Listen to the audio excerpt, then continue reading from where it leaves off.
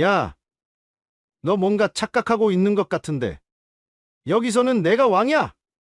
장석훈 병장이 삽을 번쩍 들어 올렸습니다. 병장님, 그게 뭐 하시는? 꽝! 삽이 민호의 측두부를 강타하는 순간 끔찍한 타격음이 훈련장에 메아리 쳤어요. 아! 민호의 절규가 어둠 속에 울려 퍼졌습니다. 민호가 비틀거리며 무릎을 꿇고 머리에서 흘러내리는 피가 손가락 사이로 스며들었습니다. 앞으로 잘 알아서 해. 오늘 일은 네가 그냥 넘어진 거다. 네, 알겠습니다.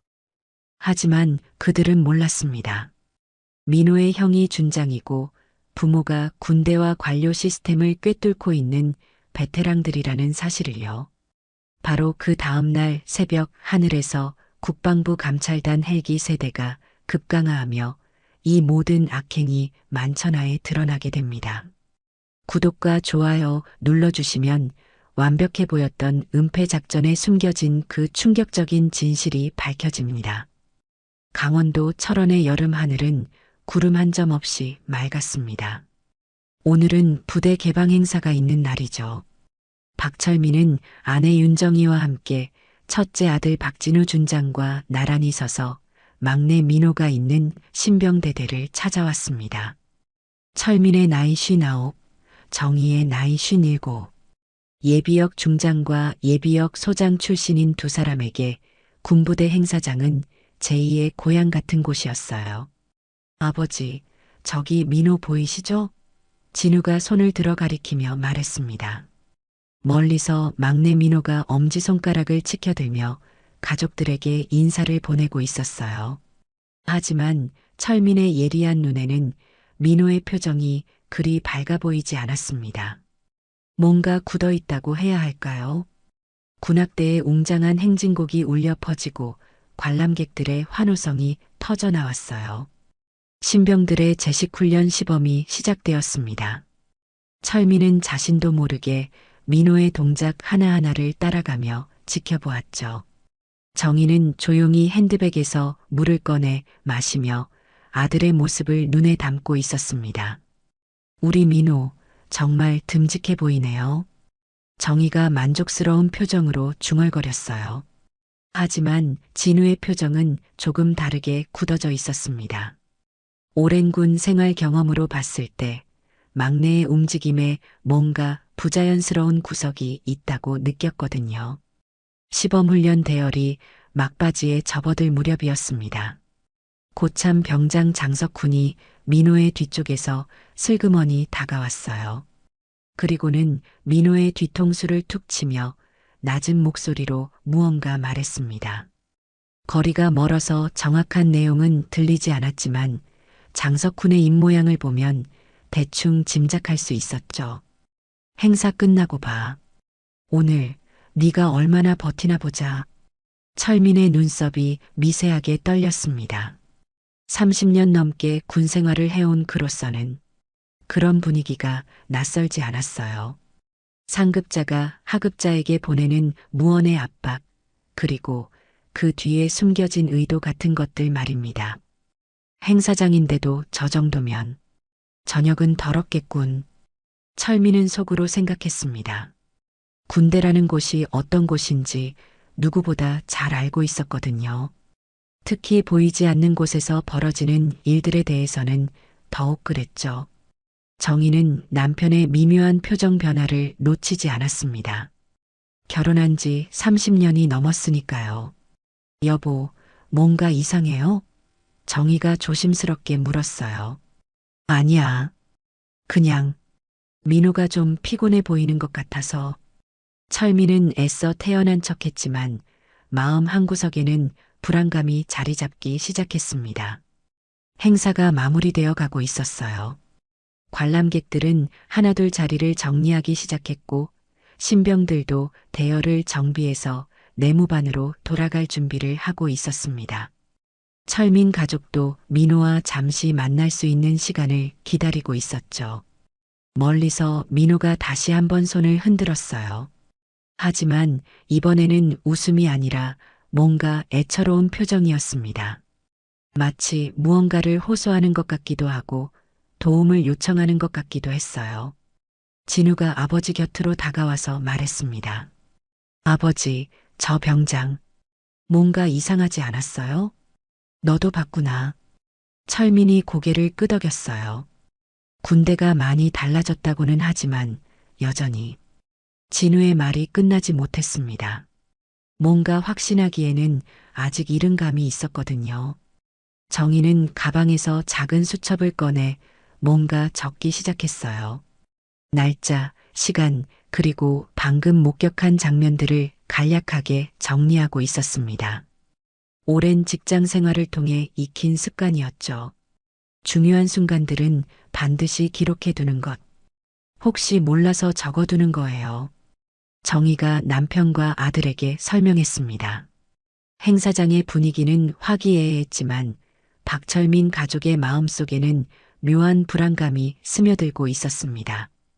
특히 철민은 장석훈 병장의 그 시선과 행동을 잊을 수가 없었어요.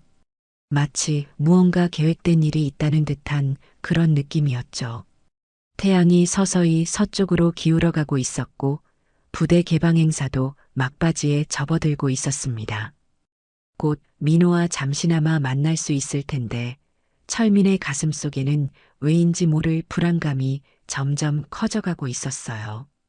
행사가 끝나고 정문 앞에서 가족들이 민호와 만날 수 있는 시간이 왔습니다. 민호는 다른 동기들과 함께 걸어 나왔는데 가까이서 보니 얼굴이 많이 초췌해 보였어요. 뺨도 살짝 꺼진 것 같고 눈가에는 피로의 흔적이 역력했습니다. 우리 막내, 정희가 민호를 꼭 안으며 말했어요. 밥은 챙겨 먹고 다녀. 너 얼굴이 너무 초췌하다. 민호는 어머니의 품에 안기면서도 주변을 의식하는 듯 했습니다. 괜찮아, 엄마. 며칠만 버티면 돼. 민호의 목소리에는 무언가 체념 같은 것이 섞여 있었어요. 철민이 아들의 어깨에 손을 올리며 물었습니다. 훈련이 많이 힘드냐? 그냥 군대니까요. 민호는 대답을 피하려는 듯 시선을 다른 곳으로 돌렸어요. 멀리서 장석훈 병장이 이쪽을 노려보고 있는 게 보였거든요. 면회 시간이 끝나고 가족들과 헤어진 후 민호는 다른 동기들과 함께 내무반으로 돌아갔습니다. 저녁 점호가 끝나고 소등 시간이 되었을 때였어요. 박민호, 장석훈 병장이 민호를 불렀습니다. 네, 병장님. 따라와. 장석훈의 목소리는 차갑게 식어 있었어요. 민호는 장석훈을 따라 훈련장 뒤편으로 갔습니다.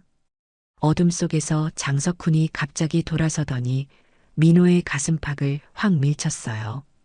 오늘 행사장에서 네 가족들 봤지? 특히 네 형, 준장이라며? 네. 그런데요? 민호가 조심스럽게 대답했습니다. 야, 너 뭔가 착각하고 있는 것 같은데. 장석훈이 민호에게 한 걸음 더 다가왔어요. 여기서는 네 형이 준장이든 뭐든 상관없어. 여기서는 내가 왕이야. 민호는 뒷걸음질 쳤지만 뒤쪽 담벼락에 막혔습니다. 병장님, 저는 아무것도 안 했다고?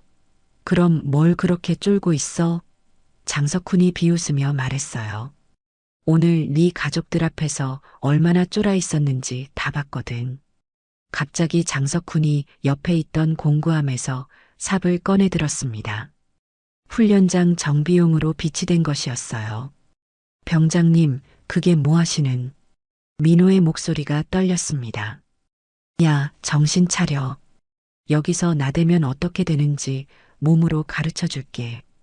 장석훈이 삽을 들어 올리며 위협했어요. 민호가 본능적으로 고개를 돌리려는 순간이었습니다. 꽝!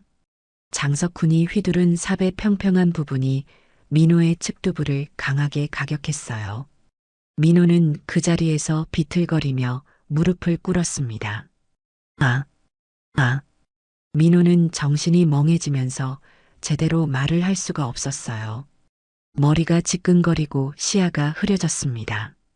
이게 바로 군기야. 장석훈이 삽을 던져놓으며 말했어요. 앞으로 잘 알아서 해. 오늘 일은 네가 훈련하다가 넘어진 거다. 알겠지? 민호는 머리를 감싸 쥐고 끙끙 앓고 있었습니다. 손에 끈적한 게 묻어 있는 게 느껴졌어요. 피었습니다. 대답 안 해? 장석훈이 다시 다가왔어요. 네, 네. 민호는 간신히 고개를 끄덕였습니다. 목소리가 너무 작은데 장석훈이 민호의 뒤통수를 다시 한번 찰싹 때렸어요. 네, 알겠습니다. 민호가 크게 대답했습니다. 그래, 이제야 정신 차리는군. 의무실 가서 치료받고 물어보면 훈련하다가 넘어진 거라고 해. 절대 다른 소리 하면 안 돼. 알겠지? 네, 병장님. 장석훈이 사라진 후 민호는 한참 동안 그 자리에 쪼그리고 앉아 있었어요. 머리가 너무 아프고 어지러웠습니다. 손으로 머리를 만져보니 상처 부위가 부어오르고 있었어요. 1시간 후 민호는 겨우 의무실로 갔습니다. 의무병이 상처를 보더니 놀란 표정을 지었어요. 이거 어떻게 다친 거야? 훈련하다가 넘어졌어요. 민호가 힘없이 대답했습니다. 넘어져서 이런 상처가 나? 이거 뭔가에 맞은 것 같은데. 아니에요. 정말 넘어진 거예요. 민호는 장석훈의 경고가 떠올라 더욱 단호하게 말했어요. 의무병은 의심스러운 표정이었지만 일단 응급처치를 해주었습니다. 그리고 나서 부대 간부에게 보고했어요. 박민호 훈련병이 두부 타박으로 치료받았습니다. 간부는 전화를 받고 가족들에게 연락을 취했습니다. 바로 그때 옆에서 다른 간부가 급히 속삭였어요. 야, 그 삽 얼른 치워. 피 흔적 남으면 난리 난다니까. 하지만 전화를 받고 있던 간부는 그 말을 대수롭지 않게 여기며 계속 통화를 이어갔습니다. 박민호 훈련병의 보호자이신가요? 가벼운 두부 타박으로 현재 의무실에 있습니다. 크게 걱정하실 정도는 아니고요.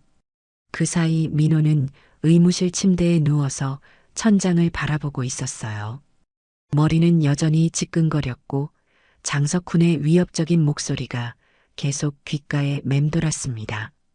아빠, 엄마, 형?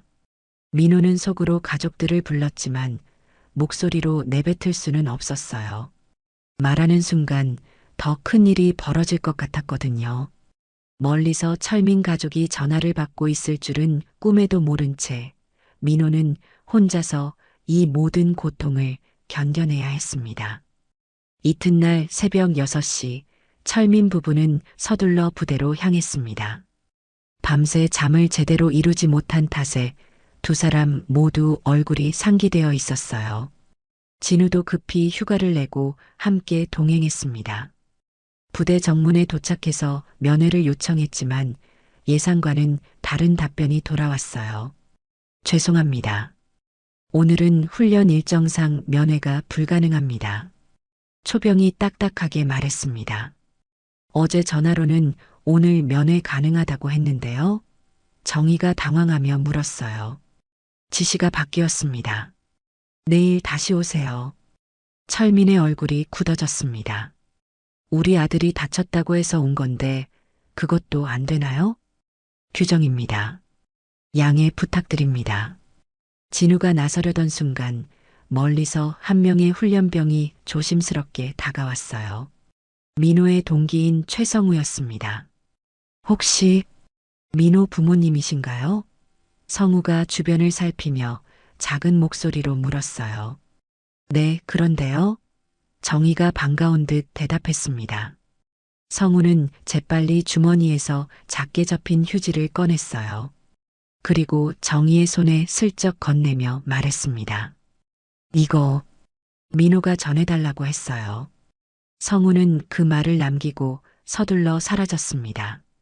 정희가 조심스럽게 휴지를 펼쳐보니 흐릿한 글씨로 메모가 적혀 있었어요. 훈련장 북사면 탄약고 옆 장병용 공구함. 3. 철민이 메모를 보더니 눈빛이 달라졌습니다. 30년 전 자신도 군 생활을 했던 기억이 떠올랐어요. 예비역 중장 출신답게 철민은 부대 내부 지형도를 머릿속에 정확히 그려낼 수 있었어요. 북사면, 시형 참호 라인이군. CCTV 사각지대가 있을 수 있지. 철민은 속으로 생각했어요. 여보, 이거. 정희가 걱정스러운 표정으로 남편을 바라봤습니다. 알겠어. 일단 여기서 물러나자. 철민이 조용히 말했어요. 세 사람은 부대에서 조금 떨어진 곳에 있는 카페로 갔습니다. 그리고 본격적으로 작전 회의를 시작했어요. 정희가 먼저 휴대폰을 꺼내며 말했습니다. 제가 아는 현역 후배 장교가 있어요. 한번 연락해 볼게요. 정희는 예비역 소장 시절 함께 근무했던 현역 후배 장교에게 메시지를 보냈어요. 그 후배는 현재 다른 부대에서 근무하고 있었지만 군 내부 사정에 밝았거든요. 정문 통제 사유 기록, 의무실 야간 근무자 리스트, 그리고 상벌 기록. 가능하지? 정희가 신중하게 메시지를 작성했어요. 한편 진우는 자신의 노트북을 꺼내 감찰 절차 매뉴얼을 검색하기 시작했습니다. 오랜 군 생활 경험으로 이런 상황에서 필요한 증빙과 보고 라인을 잘 알고 있었거든요. 아버지, 현장 보전이 먼저입니다. 은폐가 시작되기 전에 흔적을 확보해야 해요. 진우가 진지하게 말했어요. 그런데 어떻게 들어가지? 민간인이 부대에 무단 침입하면. 정희가 걱정했습니다. 철민이 잠시 생각에 잠겼어요. 그러다가 갑자기 무릎을 쳤습니다. 야간 순찰로가 있어. 예전에 내가 근무할 때 외곽 순찰로는 민간인도 지나갈 수 있는 구간이 있었거든. 위험하지 않을까요? 정희가 불안해했어요. 위험하긴 하지. 하지만 민호를 위해서라면. 철민의 목소리에는 결의가 담겨 있었습니다. 바로 그때 정희의 휴대폰에 답장이 왔어요. 언니, 큰일 났네요. 해당 부대 최근에 민원이 몇 건 들어왔대요. 가혹행위 관련해서. 근데 모두 무마되었다고 하네요. 정희의 얼굴이 하얗게 변했습니다. 여보, 이거 봐요. 철민과 진우가 메시지를 읽어보더니 표정이 굳어졌어요. 더 있어요. 정희가 계속 읽었습니다. 의무실 야간 근무자가 어제 갑자기 교체되었대요. 그리고 해당 부대 상벌 기록에 최근 한 달간 징계 사항이 비정상적으로 많다고 하네요. 진우가 주먹을 꽉 쥐었습니다. 이건 조직적이에요. 단순한 개인적 일탈이 아니라 구조적인 문제입니다. 그럼 우리가 뭘 할 수 있겠어? 철민이 물었어요. 일단 증거부터 확보해야 해요. 그 삽을 찾아서 사진을 찍고 가능하면 혈흔이 있는지 확인해야 합니다. 진우가 차근차근 설명했어요. 정희가 또 다른 메시지를 확인했습니다. 아, 그리고 해당 부대 대대장 조카가 최근에 입대했대요. 신병대대에. 조카? 철민의 눈빛이 예리해졌어요. 혹시 장석훈이라는 이름 들어봤어요? 정희가 물었습니다. 진우가 급히 인터넷을 검색해 봤어요. 대대장 성이 장씨네요. 장석훈. 가능성이 높습니다. 그럼 이건 철민이 모든 상황을 정리하기 시작했어요. 대대장 조카가 민호를 폭행하고 그걸 은폐하려고 조직적으로 움직이고 있다는 거네요.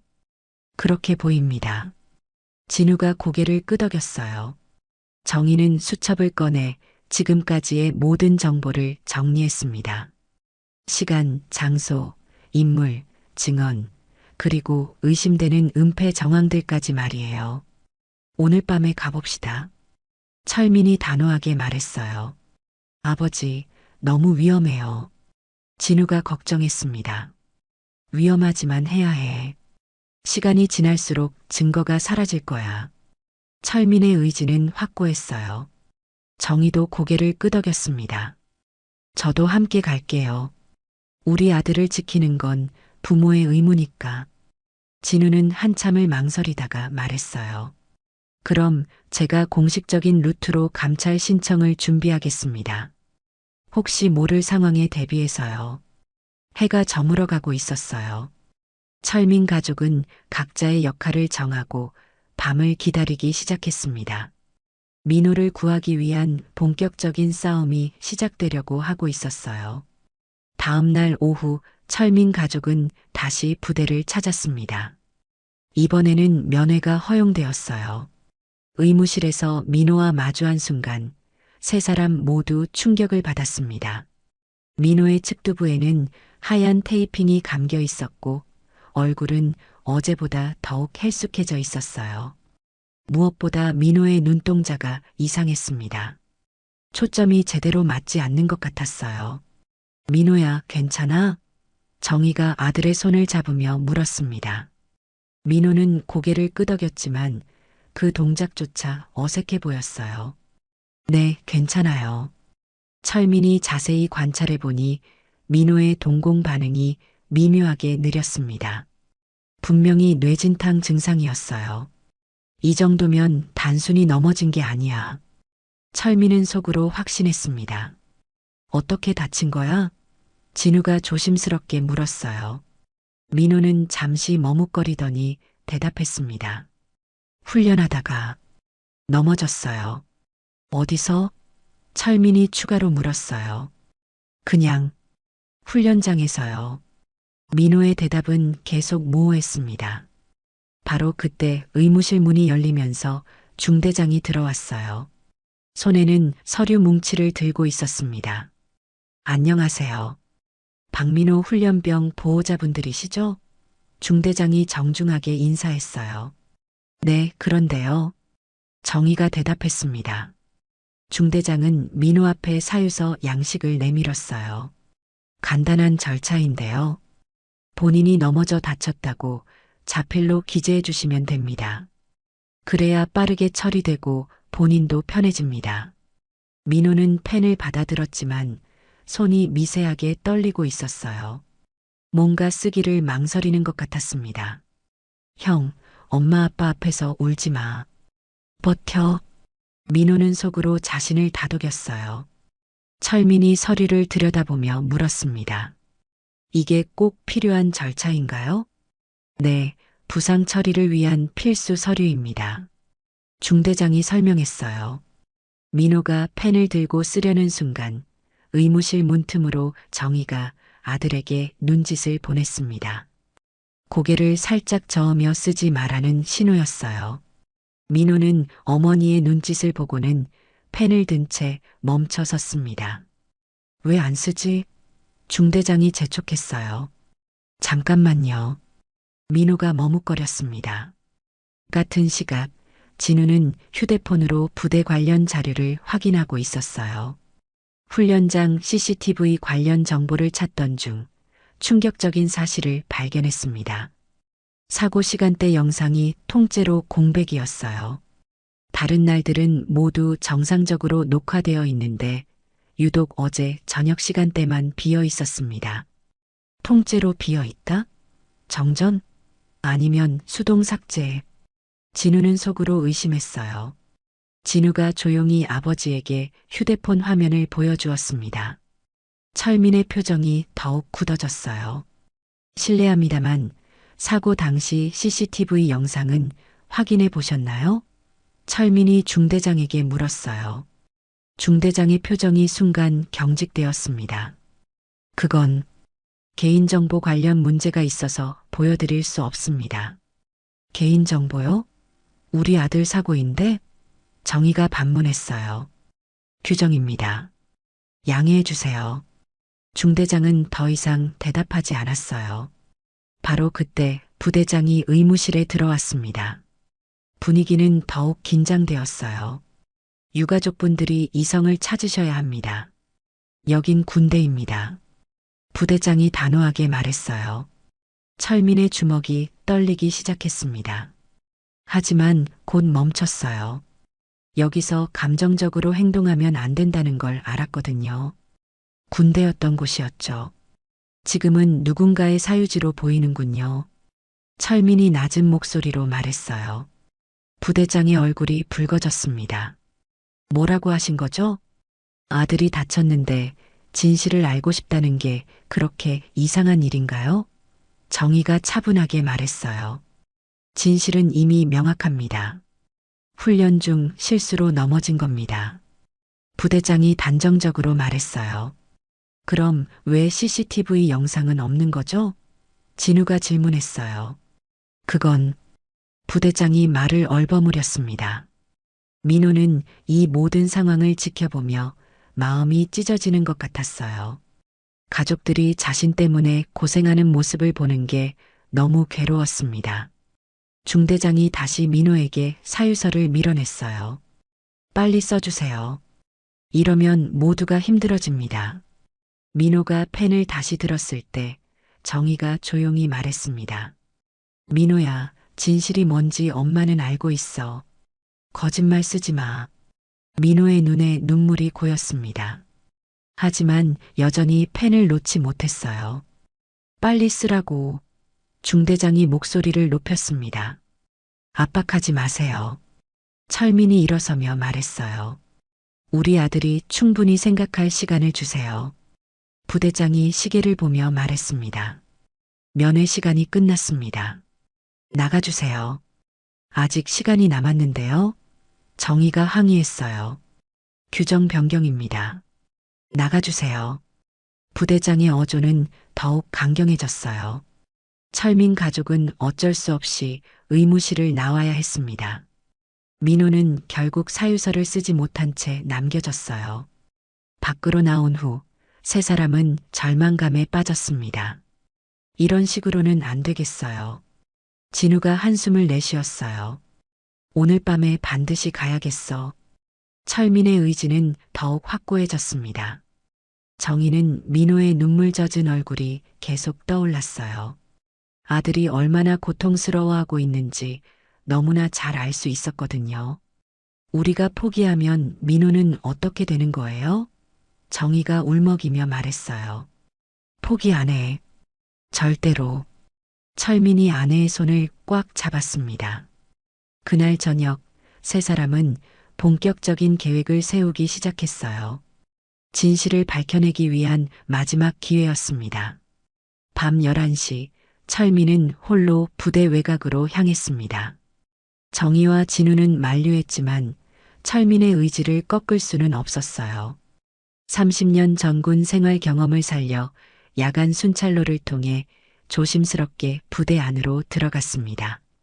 훈련장 북사면은 생각보다 어두웠어요. 가로등이 거의 없어서 핸드폰 손전등에 의존할 수밖에 없었습니다. 철민은 최성우가 알려준 위치를 찾아 천천히 이동했어요. 탄약고 옆 공구함을 발견했을 때 철민의 심장이 빠르게 뛰기 시작했습니다. 공구함을 열어보니 평상시에 있어야 할 삽이 하나 사라져 있었어요. 역시 철민은 속으로 중얼거렸습니다. 그런데 더 충격적인 건 남아있는 삽들의 손잡이였어요. 그중 하나에 묽은 핏자국이 번져 있었습니다. 아직 완전히 마르지 않은 상태였죠. 철민은 조심스럽게 휴대폰으로 사진을 찍기 시작했어요. 여러 각도에서 핏자국을 세밀하게 촬영했습니다. 바로 그때였어요. 거기 누구야? 멀리서 강한 손전등 불빛이 철민을 향해 비춰졌습니다. 헌병들이 달려오고 있었어요. 철민은 급히 휴대폰을 주머니에 넣고 손을 들었습니다. 작전구역 무단 침입입니다. 민간인 동선 제한 구역입니다. 헌병이 호통을 쳤어요. 죄송합니다. 길을 잘못 들었습니다. 철민이 최대한 자연스럽게 대답했어요. 신분증 확인합니다. 헌병이 철민의 신분증을 확인하더니 표정이 변했어요. 박철민? 박민호 훈련병 아버지시군요. 철민의 가슴이 철렁 내려앉았습니다. 이미 자신에 대한 정보가 공유되어 있다는 뜻이었어요. 따라오세요. 조사받으셔야 합니다. 헌병이 철민을 에스코트하기 시작했어요. 같은 시각 최성우는 중대장실에서 신문을 받고 있었습니다. 어제 민호 가족에게 쪽지를 전달한 것이 발각된 거였어요. 최성우, 너 어제 뭘 했지? 중대장이 위압적으로 물었어요. 아무것도 안 했습니다. 성우가 떨리는 목소리로 대답했어요. 거짓말하지 마. CCTV에 다 찍혔어. 중대장이 모니터를 가리켰어요. 화면에는 성우가 민호 가족에게 쪽지를 건네는 모습이 선명하게 나와 있었습니다. 이거 뭐야? 중대장이 다그쳤어요. 성우는 더 이상 부인할 수 없었어요.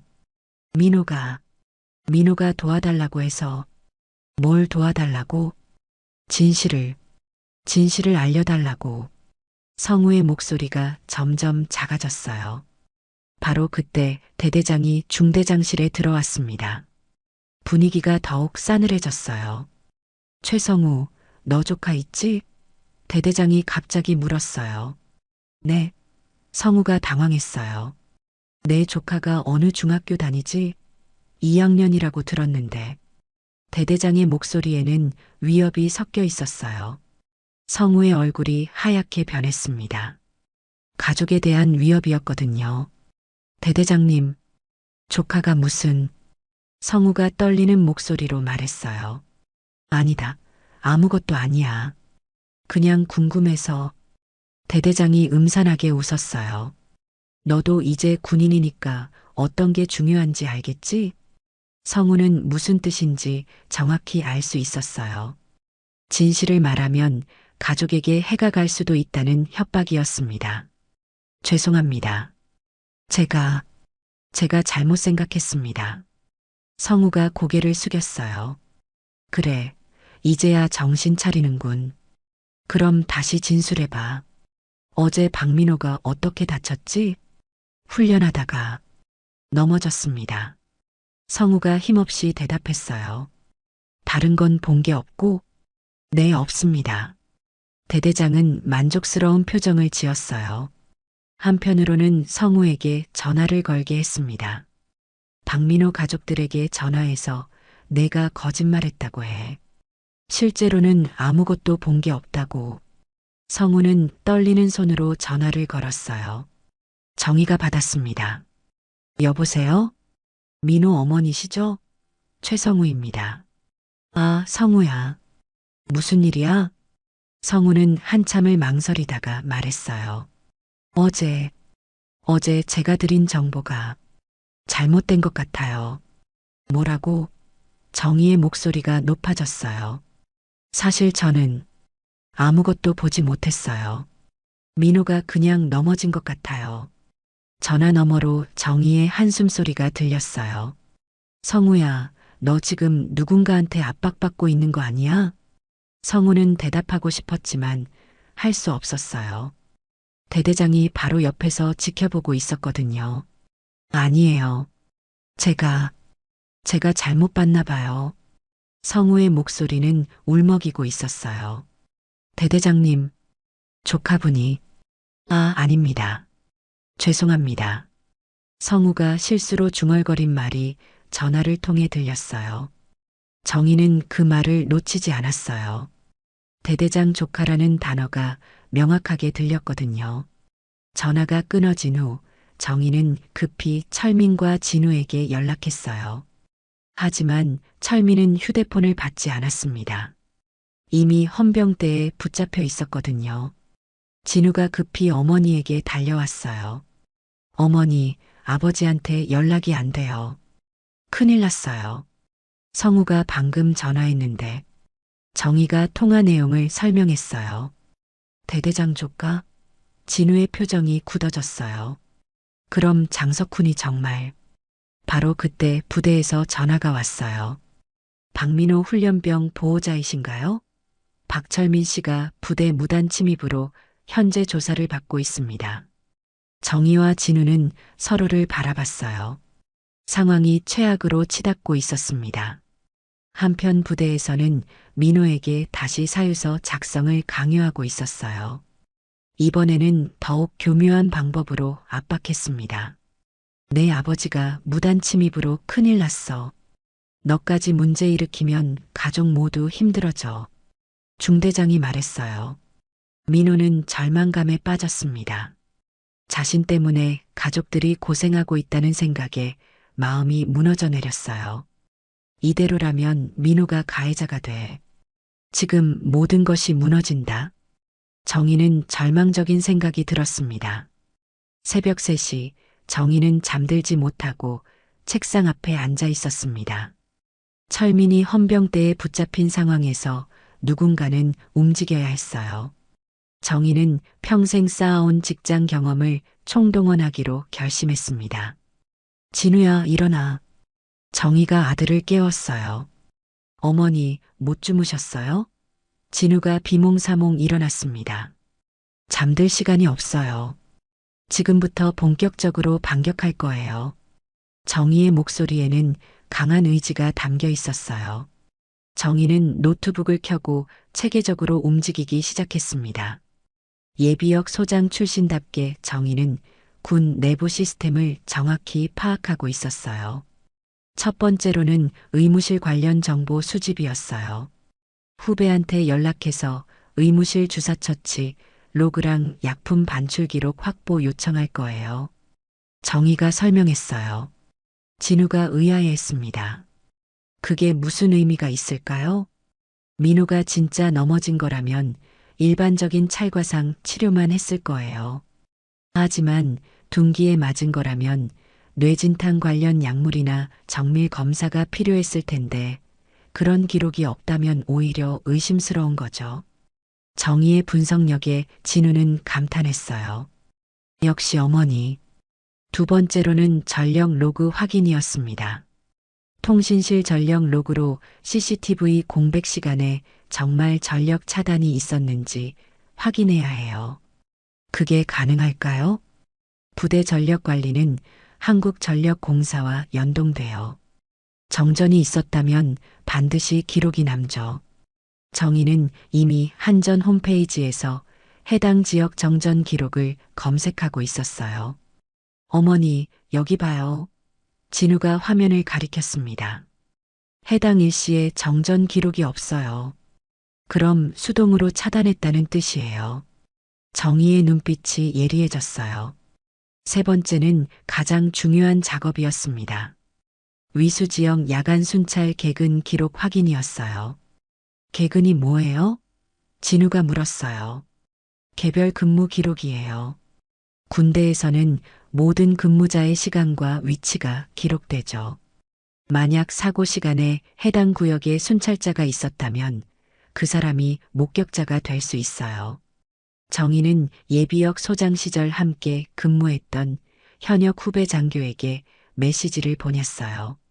새벽임에도 불구하고 답장이 빨리 왔습니다. 언니, 큰일이에요. 해당 부대 개근 기록에서 사고 시간대 야간 순찰자가 이상 없으므로 기록되어 있는데 실제로는 그 시간에 순찰을 나가지 않았대요. 뭐라고요? 정희가 놀랐어요. 허위 기록이에요. 게다가 그 순찰자가 바로 장석훈 병장이래요. 정희와 진우는 서로를 바라봤습니다.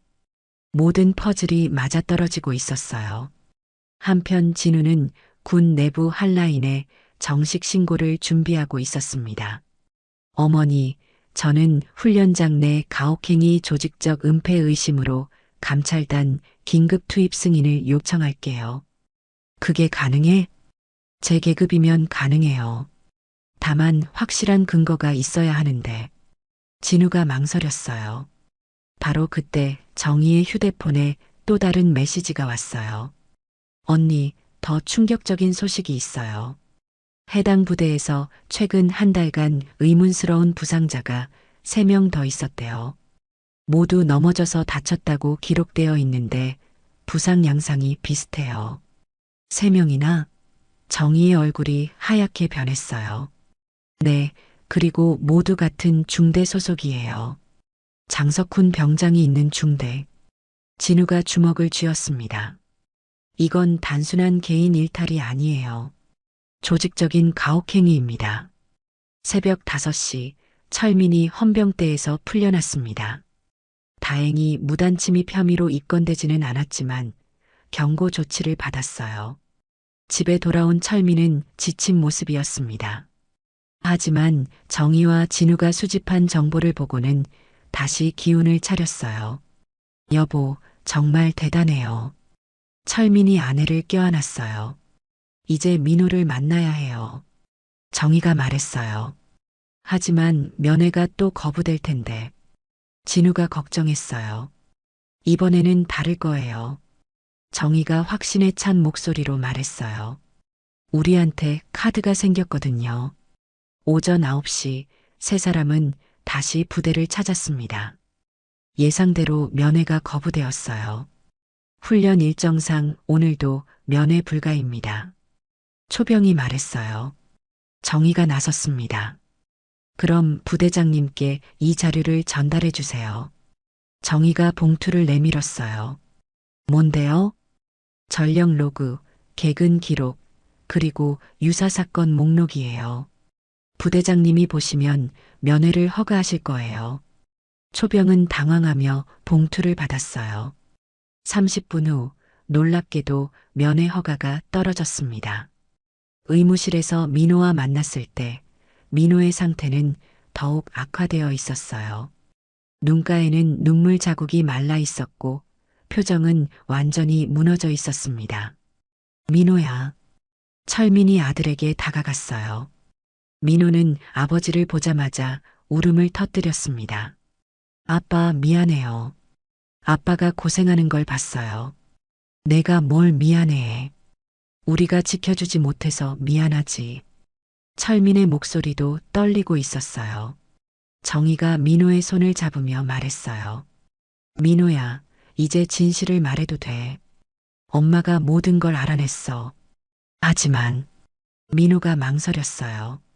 내가 쓰면 끝나요. 쓰지 마세요. 버티는 거예요. 그게 군인이에요. 철민이 단호하게 말했어요. 민호는 눈물을 흘리며 말했어요. 아빠, 겁이 나요. 근데 나도 군인이고 싶어요. 그 말이 철민의 가슴을 쳤습니다. 내가 진짜 군인이다, 민호야. 철민은 속으로 생각했어요. 알겠어. 아빠가 도와줄게. 우리 함께 끝까지 버티자.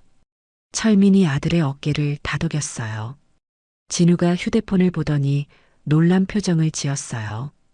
감찰단 긴급 투입이 승인됐어요. 정말요? 정희가 놀랐어요. 네, 내일 아침 감찰단이 부대에 투입됩니다. 진우가 확인했어요. 민호의 얼굴에 희망의 빛이 돌기 시작했어요. 마침내 진실이 밝혀질 때가 온 것 같았습니다. 새벽 5시 20분 강원도 철원상공의 헬기 엔진 소리가 울려 퍼지기 시작했습니다. 부대 내 모든 장병들이 깜짝 놀라 하늘을 올려다봤어요. 세 대의 헬기가 동시에 부대 상공으로 진입하고 있었습니다. 첫 번째 헬기에는 국방부 합동감찰단이 탑승해 있었어요. 두 번째 헬기에는 군사경찰 특별수사팀, 세 번째 헬기에는 의무감실 외상 전문의팀이 타고 있었습니다. 뭐야, 이거? 장석훈 병장이 당황하며 중얼거렸어요. 포대와 연병장에 동시에 하강로프가 내려왔습니다. 감찰관들과 수사관들이 신속하게 착륙했어요. 부대는 순식간에 얼어붙었습니다. 전 부대원 집합, 감찰단장의 확성기 소리가 부대 전체에 울려 퍼졌어요. 철민 가족은 미리 연락을 받고 부대 정문에서 대기하고 있었습니다. 감찰관이 직접 나와서 그들을 접견실이 아닌 사건 현장인 북사면으로 안내했어요. 박철민 씨, 어젯밤 촬영하신 사진 자료 제출해 주세요. 감찰관이 요청했어요. 철민이 휴대폰을 건네주자 감찰관은 사진들을 자세히 살펴봤습니다. 이거 중요한 증거가 될 것 같습니다. 현장에는 이미 과학수사팀이 도착해 있었어요. 공구함 주변을 정밀하게 조사하고 있었습니다. 감찰관님, 여기 봐주세요. 과학수사관이 외쳤어요. 공구함에서 삽을 꺼내 자세히 살펴보니 손잡이 부분에서 미량의 혈흔이 검출되었습니다. 루미놀 반응 검사 결과 양성이었어요. 이 혈액 샘플을 박민호 훈련병 혈액과 대조 검사하겠습니다. 의무관이 말했어요. 한편 통신실에서는 전력 로그 분석이 진행되고 있었습니다. 전산 전문가가 로그 기록을 복구하던 중 놀라운 사실을 발견했어요. 감찰관님, CCTV 공백 시간에 수동 차단 흔적이 명확히 나타납니다. 전문가가 화면을 가리키며 설명했어요. 누구 지시였습니까? 감찰관이 통신실 담당자에게 물었어요. 담당자는 식은땀을 흘리며 대답할 수 없었어요. 바로 그때 장석훈 병장이 끌려왔습니다. 장석훈 병장, 사고 당일 야간 순찰 기록에 대해 설명해 보세요. 감찰관이 서류를 펼쳐 보였어요. 순찰 나갔습니다. 장석훈이 떨리는 목소리로 대답했어요. 그런데 왜 실제로는 순찰을 나가지 않았죠? 감찰관이 다그쳤어요. 그게 아니라 장석훈의 얼굴이 하얗게 변했어요. 목격자가 있습니다. 당신이 그 시간에 훈련장에서 박민호 훈련병과 함께 있었다는 증언이 말이에요. 장석훈은 더 이상 버틸 수 없었어요. 무릎이 꺾이며 주저앉았습니다. 대대장님이 오늘 저녁 정신 좀 차리게 하라고. 장석훈이 떨리는 목소리로 토로했어요. 감찰관들의 시선이 대대장에게 향했습니다. 대대장은 강하게 부인했어요. 말도 안 됩니다. 저는 그런 지시를 한 적이 없어요. 하지만 곧 결정적인 증거가 나왔습니다. 대대장의 휴대폰과 부대 내부 메신저 로그를 분석한 결과 상급 참모실과의 대화에서 조카 건은 조용이라는 문구가 발견된 거였어요. 이게 뭡니까? 감찰관이 메신저 화면을 보여주었어요. 대대장의 얼굴이 창백해졌습니다. 그건 실수였습니다. 실수요? 조카의 가혹행위를 은폐하라는 지시가 실수라고요? 부대장도 함께 조사를 받았어요. 그의 휴대폰에서도 관련 대화 내용들이 쏟아져 나왔습니다. 의무실 보고서 수정, CCTV 영상 백업 삭제, 증인 압박 등의 키워드들이 명확히 드러났어요. 철민은 조용히 그 삽을 들어 땅에 꽂았습니다. 그리고 무겁게 말했어요. 이건 땅을 파는 도구지 사람을 찍는 무기가 아닙니다. 그 선을 넘은 순간 군대는 군대가 아니에요. 감찰관이 고개를 끄덕였어요. 동감입니다. 이때 의무관이 급히 달려왔어요. 혈액 검사 결과가 나왔습니다. 삽에서 검출된 혈액이 박민호 훈련병 혈액형과 일치합니다. 결정적인 물증이 확보된 순간이었어요. 민호도 현장으로 불려왔습니다. 그동안 억눌렀던 모든 것을 털어놓을 때가 온 거였어요. 민호야, 이제 진실을 말해도 괜찮아. 철민이 아들에게 다가가며 말했어요. 민호는 눈물을 흘리며 모든 것을 증언했습니다. 장석훈 병장이 삽으로 자신의 머리를 가격한 것, 거짓 진술을 강요받은 것, 그리고 가족들에 대한 위협까지 모든 것을 말했어요. 장석훈 병장이 삽으로 제 머리를 쳤어요. 그리고 넘어져서 다쳤다고 거짓말하라고 했어요. 민호의 증언은 명확했어요. 장석훈은 더 이상 부인할 수 없었어요. 죄송합니다. 제가 잘못했습니다. 대대장과 부대장, 그리고 관련 간부들도 차례차례 진실을 인정할 수밖에 없었어요. 조직적인 은폐 시도가 모두 드러난 상황이었거든요. 장석훈 병장, 관련 간부들은 즉시 구속 수사하겠습니다. 군사경찰 수사관이 발표했어요. 대대장과 부대장은 보직 해임 후 문책성 전속 조치합니다. 감찰관이 덧붙였어요. 정의는 철민의 손을 꽉 잡았어요. 드디어 끝났네요. 진우도 안도의 한숨을 내쉬었습니다. 이제 민호가 진짜 군인이 될 수 있겠어요. 민호는 가족들을 바라보며 말했어요. 아빠, 엄마, 형, 고마워요. 저 혼자였다면 못 견뎠을 거예요. 우리가 가족이잖아. 철민이 아들을 껴안았어요. 태양이 중천에 떠오르고 있었어요. 길고 긴 악몽이 드디어 끝나는 순간이었습니다. 진실은 결국 밝혀졌고 정의는 승리했어요. 사건이 해결된 지 몇 주가 지났습니다. 민호는 군 병원에서 재활 치료를 받으며 조금씩 회복되고 있었어요. 처음에는 심한 어지럼증과 두통에 시달렸지만 전문적인 치료를 받으면서 많이 나아졌습니다. 오늘은 어지럼증이 어때?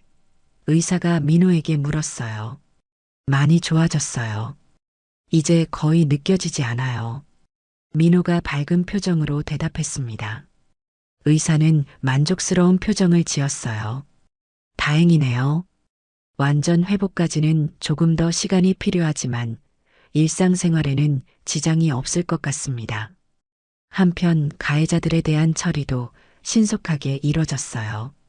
장석훈 병장과 직접적으로 가담한 간부들은 형사 입건되어 보직에서 해임되었습니다.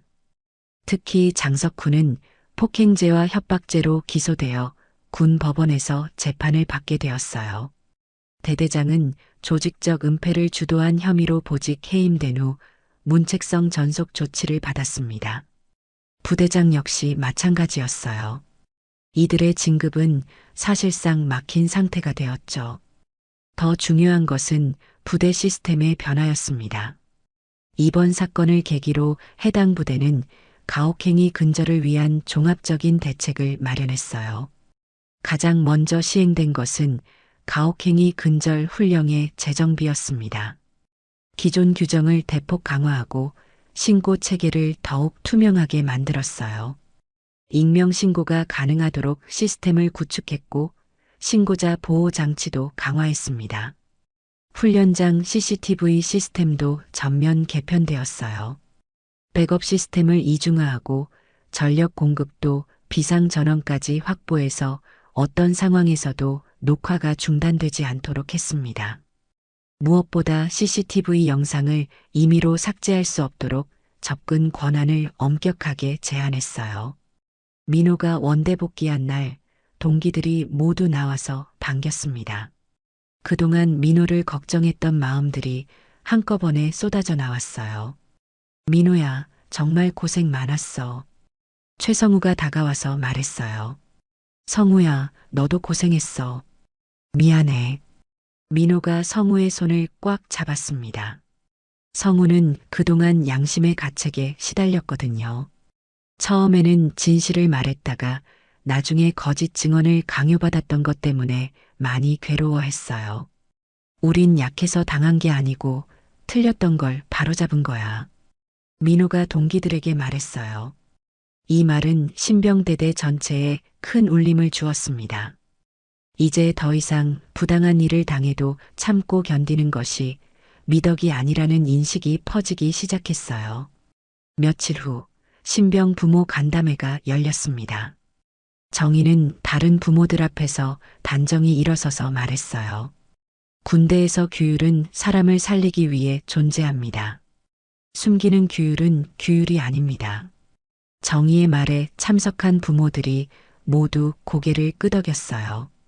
한 어머니가 손을 들고 질문했어요. 앞으로는 이런 일이 없을까요? 완전히 없어진다고 장담할 수는 없어요. 하지만 우리가 계속 관심을 갖고 지켜본다면 분명히 줄어들 거예요. 정희가 진지하게 답했습니다. 또 다른 아버지가 말했어요. 저희도 뭔가 이상하다 싶으면 바로 신고해야겠네요. 맞아요. 침묵은 공범이에요. 정희의 말에 모든 부모들이 공감했어요. 진우는 후임 장교들을 대상으로 특별 교육을 실시했습니다. 은폐 방지를 위한 체크리스트를 만들어서 전파했어요.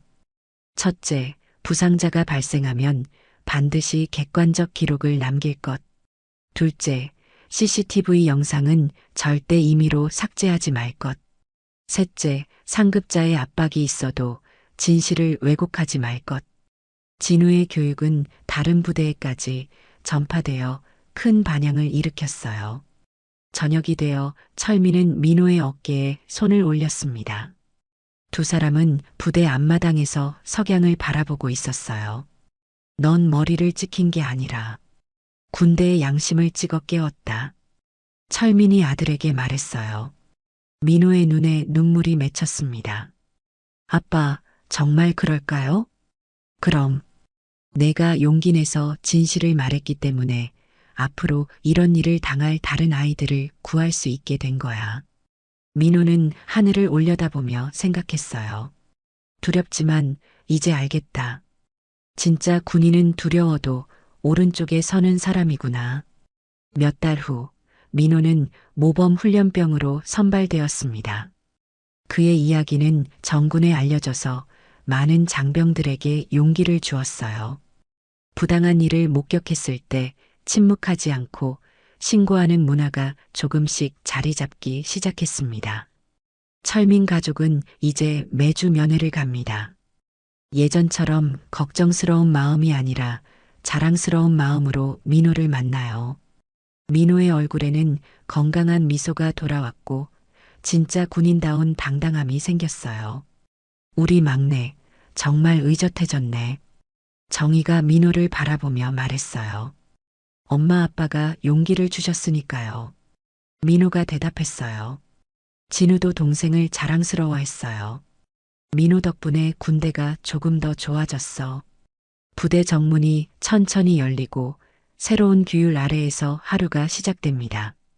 더 이상 폭력과 은폐가 용납되지 않는 건강한 군대, 그리고 진실을 말할 용기를 가진 건강한 군인들이 만들어가는 새로운 내일이 펼쳐지고 있었어요. 민호는 이제 확신합니다.